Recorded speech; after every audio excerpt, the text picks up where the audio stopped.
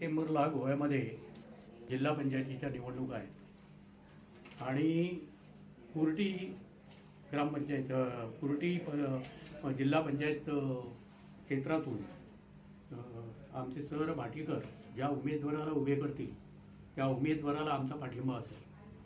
आता याचं कारण एवढं की भाटीकर हे क्रियाशील अशा प्रकारचे नेते आहेत.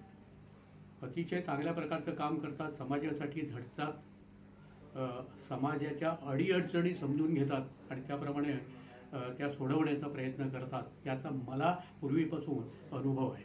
मी जिल्हा पंचायत सदस्य असतानासुद्धा त्यांनी मला जे सहकार्य केलेलं आहे त्या सहकार्याचा मोबदला म्हणून ते ज्या उमेदवाराला कुर्टीमध्ये उभे करतील त्यांच्याबरोबर मी त्या ठिकाणी असेल.